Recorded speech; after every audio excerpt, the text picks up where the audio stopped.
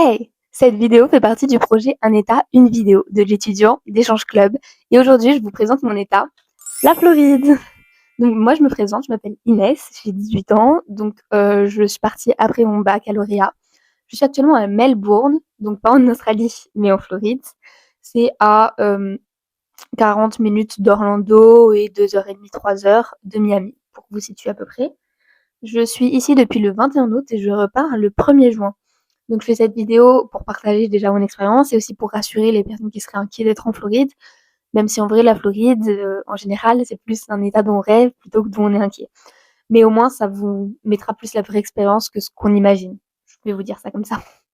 Donc présenter la Floride, je vais vous mettre une petite carte pour la situation géographique, mais en général on sait où c'est. C'est dans le sud-est, entre le golfe du Mexique et l'océan Atlantique.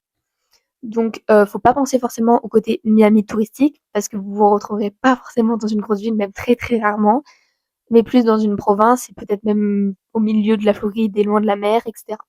Donc moi, j'ai de la chance, je suis à 20 minutes de la mer, c'est bien. Après, faut pas penser qu'on y va tous les jours. J'ai peut-être été 5-6 fois depuis que je suis là. Mais c'est déjà très bien et super cool. Donc là où je suis, il y a un truc trop cool, c'est qu'il y a beaucoup de choses spatiales. Donc il y a pas mal de lancements de fusées. Mon père d'accueil, par exemple, il est dans la construction de satellites, etc. Donc je trouve ça trop cool. J'ai jamais vu des lancements de fusées avant. Donc on les voit pas de près, mais on voit la fumée de la fusée, etc. C'est vraiment trop cool et on entend, etc. Ensuite, c'est aussi appelé la Treasure Coast. Donc c'est en rapport avec les trésors de pirates qu'il y avait à l'époque. Et on en revoit encore des vestiges. Donc il y a des musées pour ça et même il y a vraiment des vestiges. Donc c'est assez sympa de ce côté historique. C'est aussi une zone très artistique. Donc je pense que quand vous pensez à Miami, vous le savez. Mais il y a beaucoup de murales, fresques, de fresques artistiques dans les villes, etc. Et c'est vachement, vachement cool parce que c'est plein de couleurs comme ça dans les villes et c'est trop cool. Moi j'aime beaucoup. Donc le nord et le sud de la Floride, c'est très, très différent. Vous allez voir, moi je suis plutôt dans le sud-centre. C'est vraiment des populations très mixtes en termes d'origine. On a beaucoup de populations hispaniques. Donc c'est une partie de l'État qui est très très bilingue. Je sais que par exemple, pour une petite anecdote, quand j'ai été chez le médecin au tout début, parce qu'il faut faire un check médecin avant de commencer les cours, je me suis retrouvée avec deux médecins, une médecin d'origine américaine, donc qui me parlait en anglais, et un médecin d'origine un pays d'Amérique latine, qui m'a parlé en espagnol. Donc ça va, moi je comprends à peu près l'espagnol, mais ils sont très bilingues, beaucoup de choses sont traduites en toutes les langues, même dans le lycée, enfin, on marche, on entend beaucoup de l'espagnol, même du portugais parce qu'il y a des brésiliens, etc.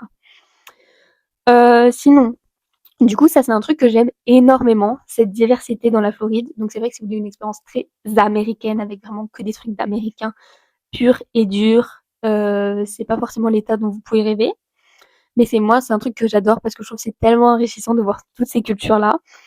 Donc, par exemple, pour donner un exemple d'origine que j'ai pu voir, des origines de Tahiti, donc ils parlent aussi créole et français, même si on parle pas vraiment français entre nous. J'ai vu des Égyptiens, des Italiens, des Espagnols de toute l'Amérique latine, des Brésiliens donc qui parlent portugais, etc. Donc un truc qui a aussi marqué mon double placement, parce que moi je suis avec une Italienne double placement, du coup je lui ai demandé de m'aider pour les petites notes, etc. C'est pour ça que vous m'avez regardé depuis en bas depuis tout à l'heure. Ce qui l'a beaucoup marqué aussi, c'est l'architecture américaine. Donc, comme on pourrait voir dans les films, et c'est vrai qu'on voit toutes ces grandes rues immenses, ces voitures énormes, ces maisons super hautes avec des grands, grands salons, etc.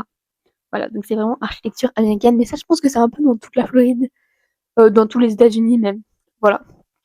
Donc, au niveau du lycée, dans le lycée, mon lycée, il est de taille moyenne, je dirais. Je dirais même qu'il est petit pour la Floride parce qu'en Floride, il y a souvent des grands lycées. Mais pour vous donner un ordre d'idée, on se déplace quand même, enfin pas nous, mais le personnel se déplace en voiture de golf au sein du lycée. Donc c'est pour vous dire. Pour vous intégrer, je vous conseille énormément de rejoindre des clubs ou le sport.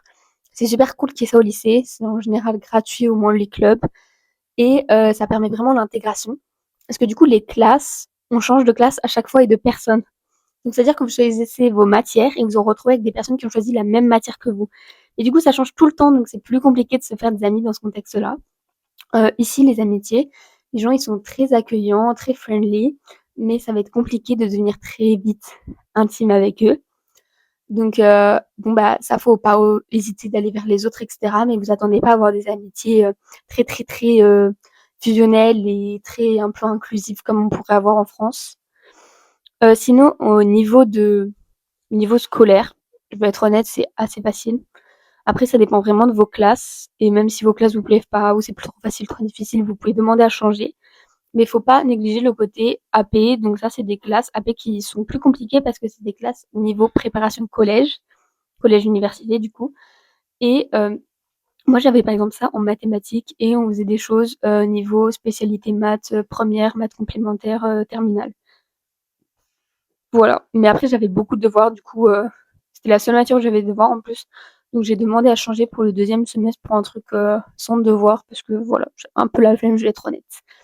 Ensuite, du coup, en termes de mobilité en Floride, c'est l'état de la voiture. Après, je sais pas trop les autres états, mais vous attendez pas à faire du vélo ou à prendre le bus. Ça, je vais être honnête avec vous, euh, ça n'arrivera pas, ou très peu. Et il fait tellement chaud que le vélo, on n'en fait pas vraiment. Et puis les distances sont énormes, vraiment. Le truc à côté, c'est au final à une demi-heure de marche minimum, quoi. Donc, il faut trouver des amis qui ont les voitures, la famille d'accueil pourra vous conduire, etc. Et après, il y a toujours le bus jaune, fameux bus jaune, bus scolaire pour vous amener à l'école. Du coup, il y a aussi en Floride un truc sympa à Orlando, les parcs à thème. Donc vous avez Universal Studios, Disney World. Donc ça, faut y mettre un budget si vous voulez le faire, mais c'est un truc à faire si vous avez la possibilité de le faire. Après, un truc à faire aussi, forcément, c'est des matchs, si vous voulez faire un match de basket, un match de hockey, un match de foot, etc. Bah, ça, c'est un truc qui fait partie de l'expérience américaine. Là, aujourd'hui, je vais aller voir un match de basketball universitaire. Mais voilà, ça fait partie forcément de l'expérience. En termes de météo, du coup, c'est un temps vraiment très humide, surtout dans la période mi-octobre, mai à octobre, où il fait 38 à 45 degrés en plus, je peux vous dire, bon, ça déconne pas. Après, ils mettent l'air conditioning super, super, super fort. Donc, par exemple, quand je suis arrivée ici, il faisait 35-40 degrés et ils mettaient la clim à 20 degrés. Donc, c'est-à-dire que j'avais quand même ma veste, voilà. Et au début, j'étais malade, donc j'étais enrhumée à cause des différences de chaleur. C'est compliqué à vivre ça pour moi.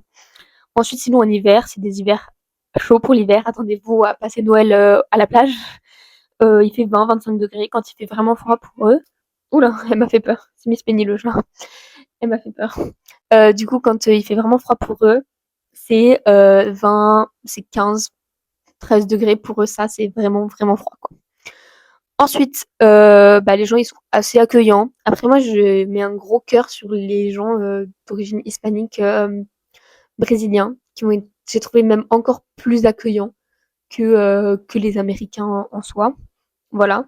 Et votre expérience dépendra aussi de votre famille d'accueil, parce que du coup, comme il y a une grande diversité de cultures, il y a une très grande diversité de cultures que vous pouvez avoir en famille d'accueil. Donc ça vraiment, ça peut vraiment changer du tout au tout. Vous pouvez retrouver dans une famille hispanique, une famille très croyante, une famille qui habite ici depuis des années, une famille avec des origines européennes. Enfin vraiment, il y a de tout. Ensuite, il faut pas penser ce que j'aurais aimé savoir avant. Donc, faut pas penser à ce qu'on voit sur les réseaux forcément sur la Floride. On pense directement à Miami, etc. C'est différent, mais c'est bien aussi. Mais juste, faut pas voir le rêve américain comme vous le voit, etc. Vous avez une belle vue donc Espagne et... Oh mon dieu. Du coup, ensuite, le rythme, ça, faut se préparer au début, le rythme. Donc, ça va être un peu hard. Bon, elle vous fait un petit coucou. Oh mon dieu, je reviens. Ok, donc normalement c'est bon. Donc au niveau du rythme, il faut se préparer. C'est compliqué au début d'enchaîner avec tout ce qui est anglais, etc. Vous allez être très très fatigué. Votre cerveau il va être concentré tout le temps, tout le temps, tout le temps sur l'anglais. Donc c'est très fatigant. Vous allez avoir besoin de beaucoup, beaucoup dormir. Mais voilà, il faut se préparer à ça au début. Et bah, du coup, ce que j'aurais aimé savoir aussi avant, c'est le côté très mix culturellement de la Floride. Mais ça, c'est vraiment, j'adore. Et je suis tellement contente que ce soit possible et que d'avoir ça. Si vous vous retrouvez en Floride, vous allez avoir, la vie américaine plus la vie, de plein d'autres cultures. et donc ça, c'est un truc que j'aurais aimé savoir que, bah, c'est pas du coup que le rêve américain comme on nous le vend, mais on va aussi avoir, tout le côté de mix des autres cultures. Mais après, moi j'adore ça et je trouve que c'est vraiment une chance et une opportunité, de ouf. Donc pour conclure avec, ma copine Gloria, du coup, mon double placement italienne, ma double place je sais pas comment on dit, bon, on s'en fiche. On se sent très, très chanceuse de s'être retrouvée en Floride, surtout qu'on n'a pas payé pour être ici. Donc on aurait pu être n'importe où. Donc on se sent très chanceuse même si, je pense que juste l'expérience est différente en fonction des États, mais qu'elle reste super géniale quoi qu'il arrive.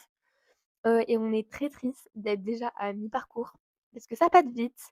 Franchement, si je peux vous donner un conseil, c'est, profitez à fond.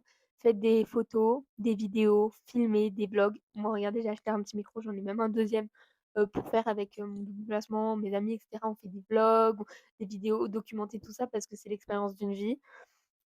Sinon après mon expérience, elle reste unique et elle m'appartient à moi. Chacun vit une expérience différente.